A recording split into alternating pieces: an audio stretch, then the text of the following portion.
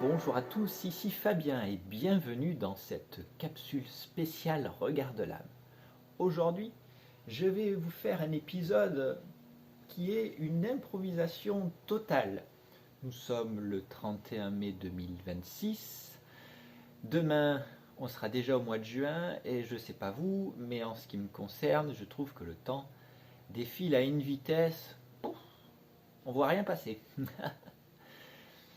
Alors aujourd'hui, j'avais envie de vous faire un épisode improvisé, tout simplement.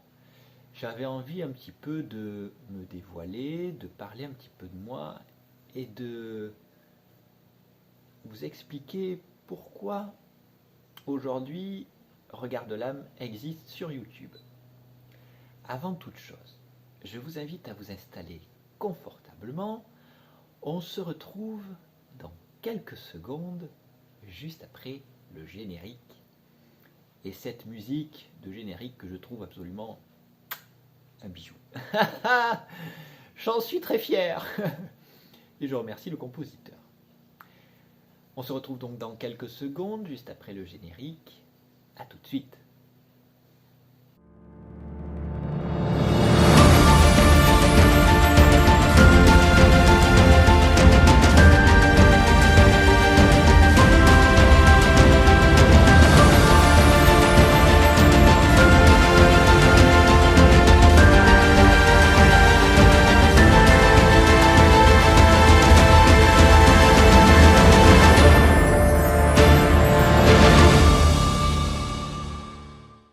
Ça y est, vous êtes confortablement installés. Alors c'est parti, développons le sujet. Le but de cet épisode aujourd'hui est de parler un petit peu de thérapie holistique. Pourquoi ?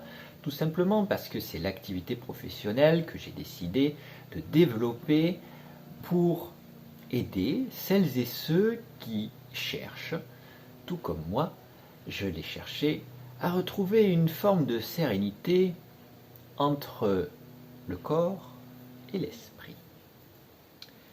Vous allez me dire, ouh, Fabien, on rentre dans un sujet complexe, et effectivement, ça c'est complexe. La nuit noire de l'âme, les pleurs, se poser les questions, mais qu'est-ce que je fous là en fait ? Je me dis, mais c'est pas possible quoi, qu'est-ce que tu fous là sur cette terre ? On nous dit, tu as choisi ta famille avant de t'incarner, tu es venu là pour comprendre des choses sur toi, sur les autres. Et plus tu veux vibrer haut, plus on va te donner des situations que tu vas considérer comme merdiques. Enfin, comme ton ego va considérer comme merdiques. Et comme ça, on va voir si tu es capable, dans cette terre, sur cette terre, de comprendre qui tu es vraiment.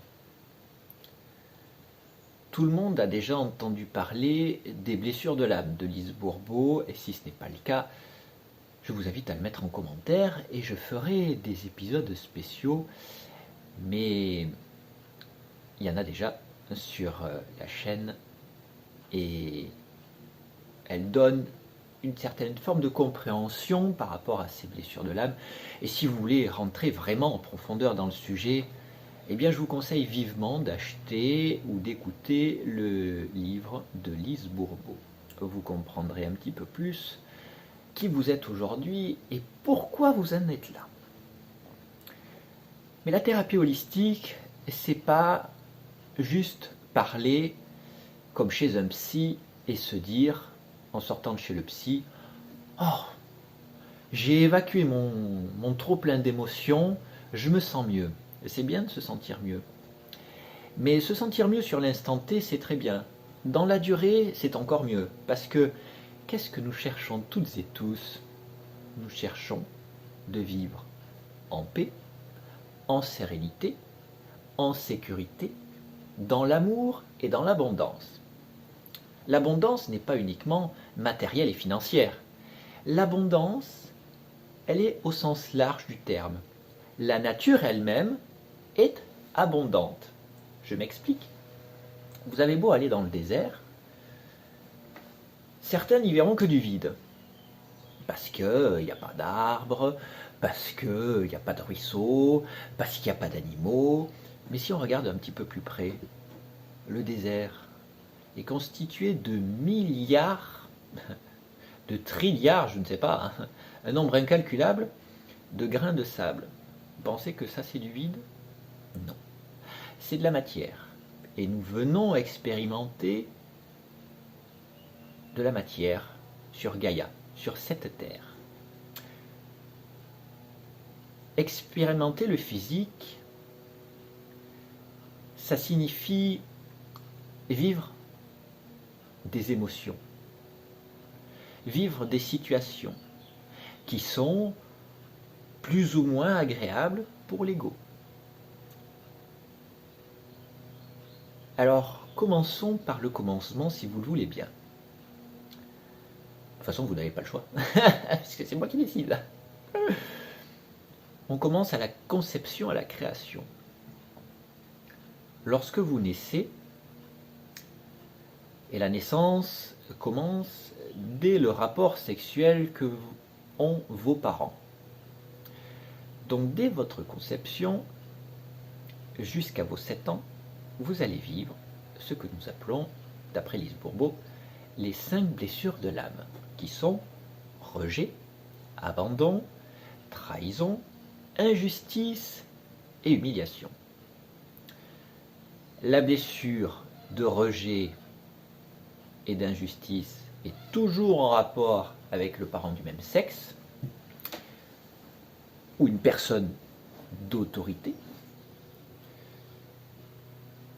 La blessure d'abandon, de trahison, elle, est toujours en rapport avec le parent du sexe opposé.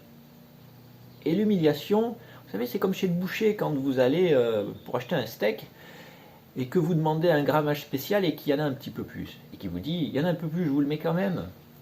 Et bien pour la blessure d'humiliation, c'est la même chose. C'est le père et la mère. Il y en a un peu plus, je vous le mets quand même. C'est comme ça, je suis généreux. Et c'est comme ça que les gens se retrouvent dans des situations qu'ils considèrent comme merdiques. Parce que les 5 blessures de l'âme, on va être totalement honnête, c'est franchement désagréable à vivre. Pourquoi? Parce que se sentir rejeté, abandonné, trahi ou encore ressentir une injustice ou une humiliation au plus profond de son être, c'est fortement désagréable. Et pourtant, en prenant du recul, on permet une certaine forme de compréhension. Entre vos 0 et vos 7 ans, partons du principe que votre âme est pure.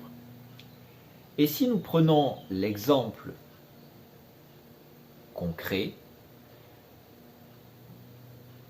votre âme est un cube blanc totalement vide. Et tout ce que vous allez vivre durant vos 7 premières années de vie, votre âme prend un morceau à chaque fois et le met dans la pièce. Elle entasse, j'entasse. Elle adore ça, parce qu'elle trouve ça super. Parce que l'enfant, lui, ne cherche qu'une seule chose, il cherche à jouer.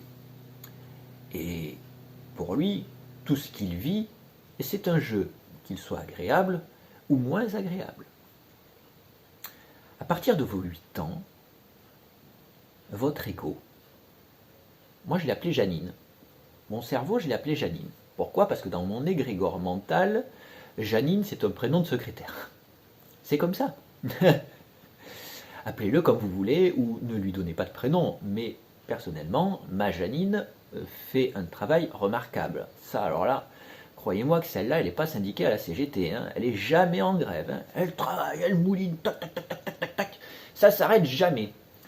Bref, Janine, à partir de 8 ans, elle arrive, elle toque à la porte de l'âme et elle voit un bordel. Mais un bordel! Elle se dit, mais c'est pas possible. L'autre, il a tout entassé, maintenant il va falloir que je range, que je trie. Et donc voilà ce que l'âme va se retrouver face à l'ego. Et l'ego va dire, non mais c'est bon, bon, ça suffit d'entasser tout ce que tu vois dans la vie, il n'y a pas de place, maintenant il va falloir faire du tri. Donc, puisque tu n'es pas capable de trier, moi, je vais trier à ta place. Et donc, Janine se met à trier. Et elle part du principe, hop, je suis obligé de rappuyer parce que j'ai le téléphone avec l'écran qui baisse, c'est un petit peu chiant, mais c'est comme ça. Janine va donc trier. Et donc, elle va comparer, parce que Janine adore comparer. Vous savez, ah mais lui il a ça, ah mais lui il a ça, et moi aussi je veux ça, et pourquoi lui, et pourquoi pas moi, gna gna gna, et ben... Enfin, Janine, elle adore comparer, elle adore regarder les autres, mais elle adore surtout critiquer. Mais elle a horreur de se regarder elle-même dans un miroir, parce que se regarder dans un miroir, c'est se dire que j'ai des défauts. Et c'est toujours plus pratique de dire que ce sont les autres qui ont des défauts et que nous sommes parfaits. Si c'était aussi simple, ça se saurait. Alors Janine trie. Et donc, ce que vous avez vécu durant votre enfance, elle va se mettre à le comparer avec les autres. Et imaginons, vous avez vécu une situation dans votre famille. Janine compare avec d'autres familles. Vous savez, vos amis. Vous allez dormir chez des amis, faire une pyjama party, ou vous amuser. Et donc, elle est toujours dans la comparaison. Et donc, Janine, comme elle est dans la comparaison, elle va dire, ça c'est normal. Ça, par contre, ce que moi j'ai vécu durant mon enfance, je trouve ça anormal. Je trouve ça dégueulasse. Et donc, je vais créer, pour toi, en parlant de l'âme, je vais créer une protection. Parce que moi, je ne veux qu'une seule chose, c'est te protéger. C'est très gentil, mais je ne t'ai rien demandé. Alors tant qu'on est chez nos parents et que nous sommes mineurs, la liberté d'expression est franchement pas toujours au rendez-vous.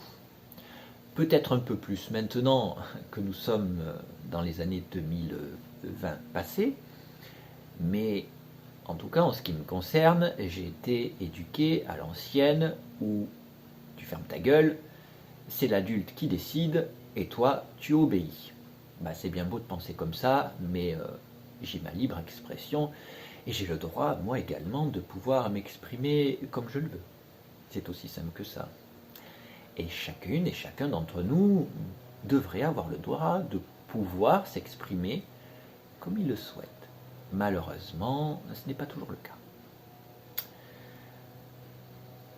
Alors, Janine crée des masques pour se protéger, pour nous protéger. Et pour surtout correspondre aux personnes que nous avons en face. Mais n'oublions jamais une chose, c'est que la personne que nous avons en face est en fait notre propre reflet. Pourquoi? Tout simplement parce que on ne peut pas vivre avec un miroir en face de soi et dire « Miroir, mon beau miroir, qui est le plus beau, qui est la plus belle ?»« Oh, mais c'est toi, Fabien, tu es le plus beau, tu es magnifique, tu es intelligent, tu es merveilleux. » Oui, ben non, ça ne se passe pas comme ça en fait. Parce que nous avons des parts de lumière et nous avons des parts d'ombre. Alors quand on arrive à l'âge adulte, on veut travailler sur soi. Et là vient le concept du développement personnel. Ah, le développement personnel. Mais quelle fabuleuse conception égotique. On te dit, lève-toi 5 heures, médite, fais du sport, fais ceci, fais cela, et on est toujours dans le faire, dans le faire, dans le faire. Et quand est-ce qu'on est? Et du verbe être. C'est bien beau de faire, mais quand est-ce que je suis tout simplement dans cette société moderne qui nous demande toujours plus de choses, d'être toujours plus performant? Eh bien, la place de l'être, elle disparaît. Elle est réduite à néant. On la fout au KGB et on dit on verra plus tard. On s'en fout. C'est Janine qui dirige. Janine, elle veut tout de suite maintenant. Pour comparer Janine, c'est un petit peu comme Amazon. Vous savez, vous cliquez, parce que vous avez acheté la dernière connerie à la mode sur cette application, et comme par magie, Mouloud ou Mohamed vous livre 7 jours sur 7, même le dimanche. C'est fabuleux à lire. On dira que ce que je dis là, Mouloud ou Mohamed, c'est raciste, mais prenons les choses de façon concrète. La plupart du temps, le français occidental est bien content que Mouloud ou Mohamed lui livre sa dernière merde à la mode dans sa boîte aux lettres, même le dimanche. C'est aussi simple que ça. Soyons un petit peu pragmatiques et réalistes. Et prenons acte de nos conséquences. Donc, Janine, elle veut tout de suite. Mais si on prend un comparatif avec la nature, vous croyez qu'entre le moment où vous plantez une graine, imaginons un gland de chêne. Vous savez, la graine de chêne, c'est un gland.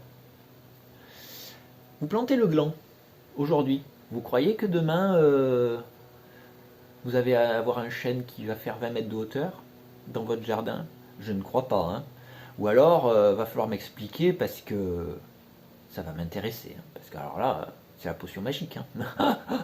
On est dans les contes, machin et le haricot magique. Hein. Pouf, tu plantes, ça pousse tout seul, c'est merveilleux. Non, il faut du temps. Sauf que le problème qu'il y a, c'est que notre société n'aime pas perdre du temps. Et pourtant, bon, qu'est-ce qu'on en perd du temps? On perd du temps en s'occupant de la vie des autres. On perd du temps en passant des heures sur Instagram ou TikTok à regarder des vidéos à la con et à scroller. On perd du temps dans les bouchons, on perd du temps avec les collègues, on perd du temps au travail, dans la famille, on perd du temps tout le temps. Et on nous dit, oui, il faut gagner ta vie. Intéressant là également le concept de gagner sa vie. Je vais remettre les choses à l'heure. La vie, vous l'avez gagnée quand vous êtes né sur cette terre. Vous gagnez de l'argent, mais vous ne gagnez pas la vie. Vous gagnez un style de vie qui correspond à vos aspirations personnelles et c'est très bien ainsi. C'est aussi simple que ça. Alors revenons un petit peu à mes moutons, parce que Janine adore prendre des petits chemins de traverse. Revenons sur l'autoroute de la spiritualité. Donc quand on arrive à l'âge adulte, on travaille sur soi. Et on va voir des kinésiologues, des sophrologues, des professeurs de Reiki, des magnétiseurs, des thérapeutes holistiques. Ça, c'est pour la partie dite alternative. Et sinon, si vous tombez malade, vous allez voir un médecin conventionnel qui va vous rediriger vers un spécialiste en fonction de la maladie, si le généraliste n'est pas capable de pouvoir traiter la maladie en question. Je fais une parenthèse. Jamais je ne dirai ici qu'un thérapeute holistique ou une thérapie alternative peut se substituer à une consultation d'un processus conventionnel, c'est-à-dire un médecin reconnu par la sécurité sociale. En cas de maladie ou de malaise, consultez toujours un professionnel de santé et n'arrêtez jamais votre traitement de votre propre chef. Parce que nous n'avons pas fait 10 ans d'études et nous n'avons pas les qualifications suffisantes pour se dire « Ah ben là j'ai plus mal, j'arrête le traitement ». Si on vous a donné un traitement d'une durée, c'est pas pour des prunes en fait. Quand vous faites cuire des pâtes et qu'on vous dit 10 minutes de cuisson, il faut respecter la cuisson. Parce que si vous mettez que 7 minutes, vous allez bouffer des pâtes à moitié crues. Et c'est exactement la même chose pour une maladie. Si on vous dit prends ton traitement matin et soir pendant 15 jours, tu prends ton traitement matin et soir pendant 15 jours. Tu te dis pas ah mais moi au bout de 10 jours j'ai plus de symptômes, c'est guéri. Mais c'est pas parce que c'est guéri en surface que c'est guéri forcément à la racine. Voyez? Donc à un moment donné, Quand on dit quelque chose, il faudrait un petit peu comprendre que tout ça, c'est réfléchi. Vous savez, c'est aussi simple que ça. Donc,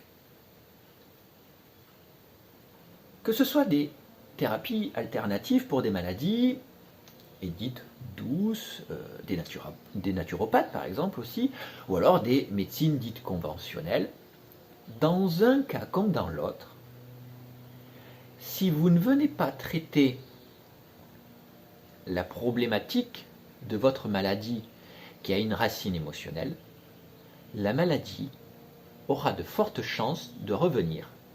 Pourquoi ? Parce que ça revient à mettre la poussière sous le tapis. Je ne vois plus la poussière, mais si je bouge le meuble et le tapis, la poussière, elle va réapparaître. Et si je soulève le tapis, la poussière va réapparaître aussi, en fait. Donc, la thérapie holistique fait 50% du boulot. C'est un exemple. Elle fait 50% du boulot. Et la médecine conventionnelle fait les 50 autres pourcents du boulot. Pour comparer avec quelque chose que nous voyons tous les jours, et j'aime bien les comparaisons avec la nature, parce que nous sommes des enfants de la nature, nous sommes des êtres qui vivons sur la planète Terre, ou Gaïa, vous l'appelez comme vous voulez. Et la nature est un formidable exemple d'humilité. Vous prenez un arbre.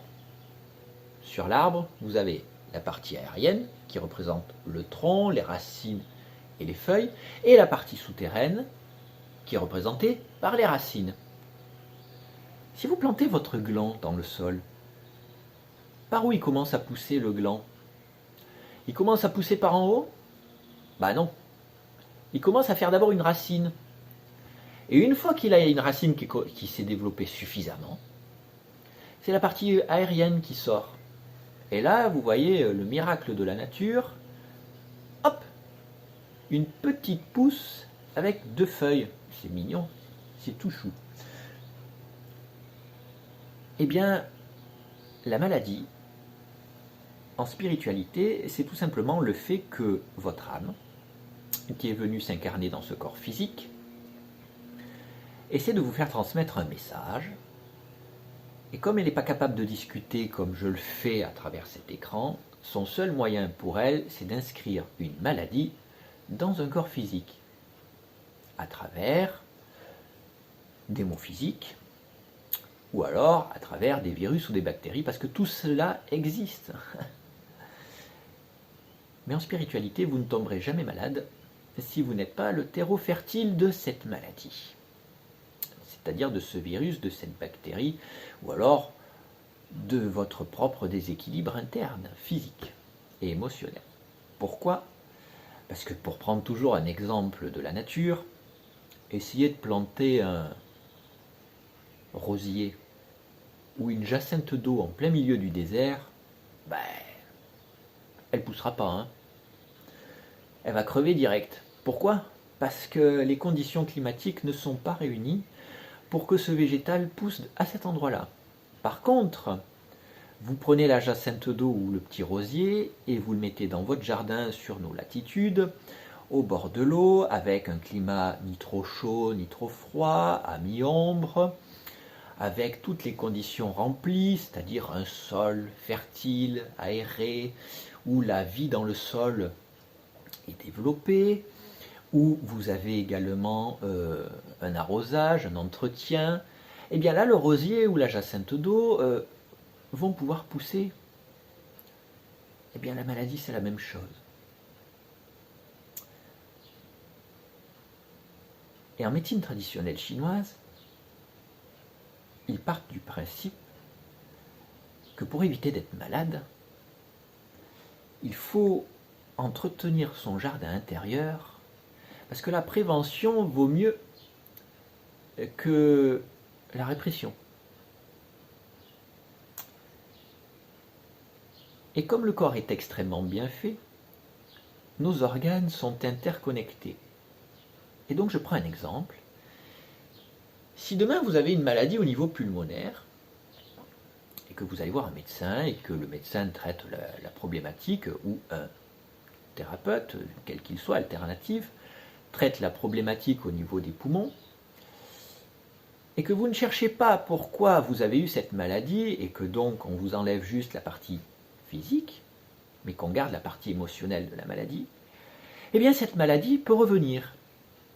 Et elle peut revenir sous une autre forme. Pourquoi? Parce que, pour l'exemple présent, les poumons sont reliés aux reins. Donc il se pourrait que la fois suivante, vous tombiez malade, non pas au niveau des poumons, mais au niveau des reins. Mais la racine du problème, elle est la même. Vous voyez un petit peu la différence? Eh bien l'objectif de la thérapie holistique, c'est d'aller à la racine de ce problème et de se dire, mais pourquoi es-tu tombé malade? Qu'est-ce que ton âme essaie de te transmettre comme message? Parce qu'en spiritualité, nous partons du principe que la maladie n'est pas la problématique que vous rencontrez dans votre vie, mais c'est la réponse émotionnelle à la problématique que vous rencontrez dans votre vie. Et donc en mettant des mots MOTS sur les mots MAUX, on permet, tout en traitant le physique, on va pouvoir, du côté émotionnel, traiter également. Et si je fais 50 plus 50, on arrive à 100%. Et donc, la probabilité que la maladie revienne sous la même forme ou sous une autre forme, eh bien, elle est très faible, voire quasiment nulle. Le problème qu'il y a, c'est que dans notre société moderne, on n'est pas capable de comprendre ça. Enfin, il y en a certains qui ne sont pas capables, parce qu'ils ont des convictions, qui se considèrent comme cartésiens ou autres, et qu'ils considèrent que les gens qui sont spirituels sont des illuminés. Ben, très bien, en fait, je préfère voir la lumière plutôt que d'être dans une pièce totalement sombre et me prendre la moindre chose dans les pieds ou dans la gueule, tout simplement parce que je ne vois rien. Si ces personnes-là, ça les intéresse de ne rien voir, eh bien qu'elles continuent comme ça, c'est ok en fait, parce que moi, ça ne m'empêchera pas de dormir. Tout simplement parce que je ne peux pas manger, je ne peux pas dormir à votre place, et je ne peux pas travailler sur moi-même, enfin sur vous-même à votre place. C'est à vous à faire le boulot. Et le but d'un vrai thérapeute holistique, c'est de vous donner les outils de compréhension, de vous donner le mode d'emploi, d'aller à la racine du problème, et de vous dire maintenant, voilà. Voilà d'où tu viens, ce que tu as traversé, pourquoi tu es malade aujourd'hui, qu'est-ce que ton âme essaie de te faire comprendre, qu'est-ce qu'elle veut que tu sois.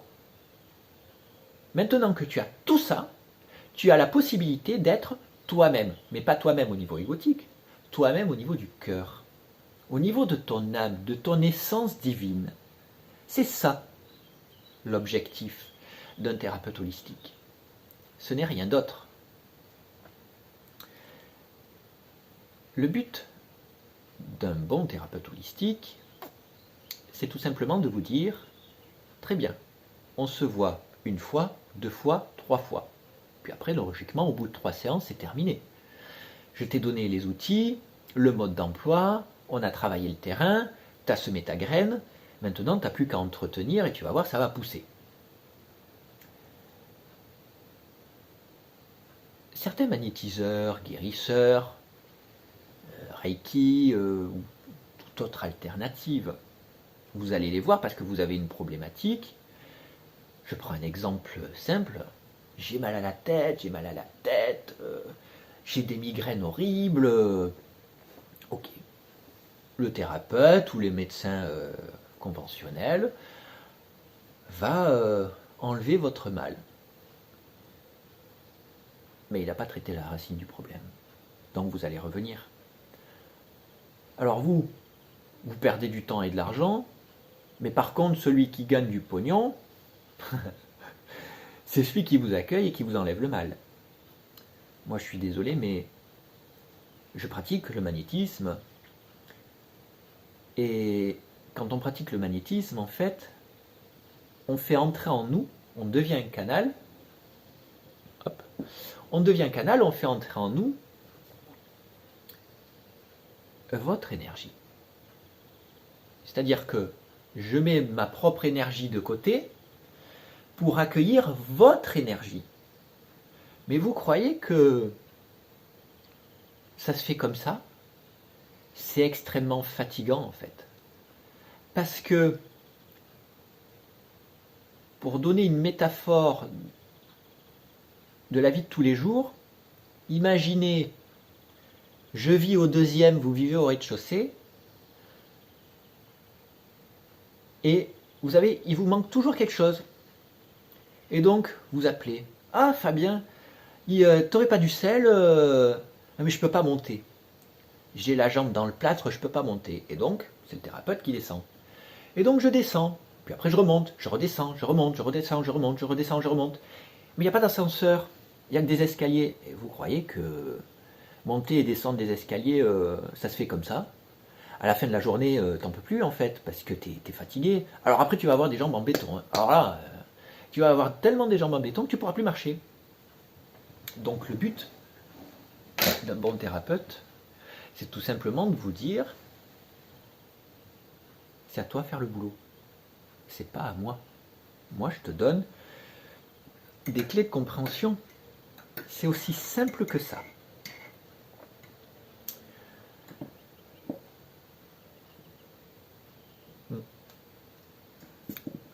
Alors, je voulais évoquer regard de l'âme. Comment est venue l'idée de regard de l'âme? Eh bien, tout simplement, je me suis dit, dans cette vie que je vis actuellement, il m'arrive des choses. Je travaille sur moi et je vois des résultats qui sont prometteurs. Je vois un avancement dans ma vie. Et donc je me dis, si ça marche sur moi, ça peut marcher sur vous aussi. Pourquoi? Parce que je ne suis ni au-dessus de vous, ni en dessous de vous, on est tous égaux, hein, pour le coup. Et donc, à travers chaque épisode de Regard de l'âme,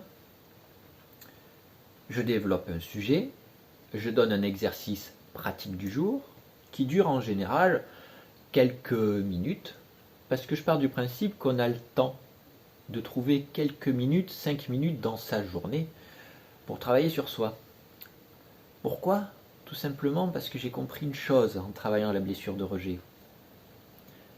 Je suis, comme vous êtes, votre propre et seule priorité, que vous ayez des enfants ou pas. Hein. Pourquoi? Parce que si vous n'êtes pas en santé et en pleine forme envers vous-même, en énergie, comment voulez-vous être réceptif à l'autre? C'est impossible. Ou alors, vous vous usez. Ou alors, vous allez crever avant l'heure. Vous allez arriver à la retraite et vous allez dire « Ah, j'ai de l'arthrose. Je suis un vieux, j'ai mal partout, blablabla. J'ai des rides partout. J'ai mal partout. » Ok, c'est bien, vous aurez rendu service à tout le monde et vous vous serez oublié, vous. C'est un peu con, hein, comme concept. Mais malheureusement, c'est ce qu'on souhaite nous vendre. Non, je suis désolé en fait. Vous êtes votre seule et propre priorité. Parce que si vous avez bien dormi, si vous êtes en forme, si vous avez pris du temps pour vous, si vous avez lâché le téléphone, si vous êtes plus dans l'instant présent, vous retrouvez votre énergie naturellement. Et si vous retrouvez votre énergie naturellement, vous êtes plus en capacité d'en donner aux autres. Attention, si l'autre ne fait que recevoir de l'énergie mais qui n'en donne pas, ça s'appelle une relation toxique. Et qu'elle soit familiale, professionnelle, sentimentale ou tout ce que tu veux, hein, ça s'appelle une relation toxique. Donc, commencez par vous intéresser à vous-même. Vous êtes votre joyau, vous êtes votre diamant, et la seule personne qui peut polir votre propre diamant, pour le rendre étincelant et brillant, eh bien c'est vous. C'est pas l'autre. Ce ne sont pas les autres. Parce Parce que si vous réfléchissez comme ça et en pensant que les autres vont faire le boulot à votre place, croyez-moi, ça n'arrivera pas. Hein. Ou alors ça arrivera sur une très courte période, et vous allez voir qu'après la vie va vous amener des situations en vous disant mais attends, t'as cru quoi? Que t'allais être un assisté de la vie? T'as cru que ça allait être les autres qui allaient faire le boulot à ta place? Qui allaient t'aimer à ta place, tout le reste? Non, parce que ça s'appelle de la dépendance affective par exemple. Être capable de s'aimer soi-même, c'est la plus belle chose. Et croyez-moi, ça demande du courage. Parce que lorsque l'on n'a jamais eu l'amour que l'on espérait, attention, que l'on espérait, on ne peut pas attendre des autres qui nous le fournissent. On doit d'abord être capable de se le fournir à soi-même. Quand vous êtes capable de vous fournir votre propre amour à vous-même, vous rayonnez et vous montez en fréquence. Et naturellement, sans aucun artifice, on vous remarque. Les personnes qui ont beaucoup d'artifices, vous savez, qui font de la chirurgie esthétique, qui se font refaire les lèvres, là, ou la Kim Kardashian, là, qui se font faire un cul, tu te dis waouh! Tous ces gens qui font de la chirurgie plastique à outrance, ce sont des personnes qui, au fond d'elles, sont profondément tristes et vides. Elles remplacent par de l'artifice ce qu'elles ne sont pas capables de se donner en énergétique. C'est dommage. Mais remplacer un vrai gazon par du gazon en plastique, ça a la même couleur. Par contre, vous allez voir qu'en plein cagnard, en pleine chaleur, il n'y a pas tout à fait le même effet. Parce que sur le vrai gazon, vous pourrez marcher pieds nus même s'il fait chaud. Sur le gazon en plastique, je vous mets au défi de marcher pieds nus. Je vous garantis que vous allez vous brûler les pieds. C'est pareil, côté vision, mais côté sensation, c'est du flan. C'est aussi simple que ça. Donc à travers chaque épisode de Regard de l'âme, je vous donne les clés de compréhension. Simple, intuitif, facile à comprendre. Pour qu'à chaque fois, quand vous en ressentez le besoin, vous puissiez travailler sur vous-même. Parce que on ne vous demande pas de balayer votre côté négatif, c'est-à-dire votre ego. Votre ego est présent et heureusement qu'il est présent. Parce que s'il n'était pas présent, vous ne pourriez pas bouger le bras, vous ne seriez pas capable d'aller au supermarché, vous ne pourriez rien faire puisque c'est le cerveau qui permet au corps de bouger. Par contre, c'est l'âme qui permet à ce corps de vivre, puisque c'est l'âme qui s'est insérée dans ce corps physique. Les deux vont de pair. Le yin n'existe pas sans le yang. Le vide n'existe pas sans le plein. Et à chaque fois, dans le sens inverse, hein, bien évidemment. Et donc, vos parts d'ombre ne peuvent pas exister sans part de lumière. Et vos parts de lumière ne peuvent pas exister sans part d'ombre. Parce que c'est votre passé et la compréhension de votre passé qui font qui vous êtes aujourd'hui et surtout ce que vous souhaitez être dès maintenant, pour demain. Parce que ça, il n'y a aucune nécessité de procrastiner. Ça ne demande aucun effort de se dire mais qui je veux être aujourd'hui et qui je veux être demain. Commencer à travailler sur soi aujourd'hui permet, comme un bon jardinier qui entretient son potager, de travailler et de comprendre qui nous voulons être demain. C'est aussi simple que ça. Alors, je regarde, on est pratiquement à 40 minutes, donc le temps passe, mon Dieu que le temps passe. Je vais m'arrêter là pour cet épisode aujourd'hui. Dites-moi en commentaire si vous avez aimé cette vidéo et surtout si vous souhaitez que je fasse d'autres épisodes de ce style-là. Et si oui, quelle thématique est-ce que vous voudriez que nous abordions ensemble? Je prends plaisir à vous lire et je vous répondrai en commentaire avec grand plaisir. Je prendrai le temps, parce que le temps est la plus belle des monnaies et surtout la plus précieuse. Parce que les euros, c'est du papier, on peut en perdre, on peut en gagner. Par contre, le temps, une fois qu'il est passé, c'est terminé. On ne le récupère pas. Parce que nous ne sommes pas Hermione Granger avec le remontant. On ne peut ni aller dans le futur, ni aller dans le passé. Et on ne peut être que dans l'instant présent. C'est l'instant présent qui permet de pouvoir créer ce futur lumineux que nous rêvons toutes et tous.